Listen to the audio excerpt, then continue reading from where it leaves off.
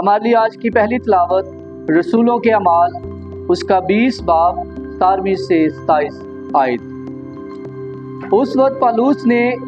ملیتوس سے افسوس میں کہلا بھیجا اور کلیسیا کے کاہنوں کو بلایا، اور جب وہ اس کے پاس آ کر اکٹھے ہوئے تو ان سے کہا، تم جانتے ہو کہ پہلے دن سے جب میں آسیا میں آیا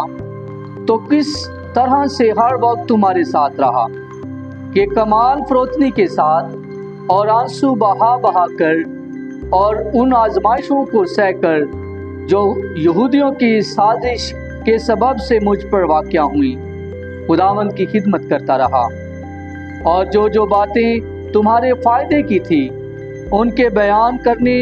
اور علانیہ اور گھر گھر سکھانے سے کبھی نہ جھجکا،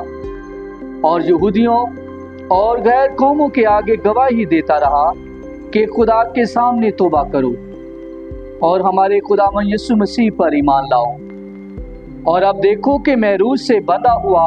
یروشلم کو جاتا ہوں، اور نہیں جانتا کہ وہاں مجھ پر کیا گزرے گا، مگر اتنا کہ روح القدس ہر شہر میں مجھ سے یہ کہہ کر گواہی دیتا ہے کہ زنجیریں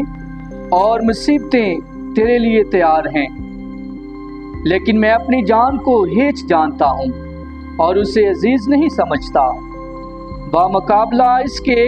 کہ میں اپنا دورہ اور کلام کسی اس خدمت کو پورا کروں جو میں نے خداوند یسوع مسیح سے پائی، یعنی کہ خدا کے فضل کی بشارت دوں۔ اور اب دیکھو میں جانتا ہوں کہ تم سب جن کے درمیان میں خدا کی بادشاہی کی منادی کرتا پھرا میرا منہ پھر نہ دیکھو گے، بس میں آج کے دن قطعی کہتا ہوں کہ میں ہر ایک خون سے پاک ہوں، کیونکہ میں خدا کی ساری مرضی تم پر افشاں کرنے سے نہ جھجکا۔ پاک کلام کے پڑھے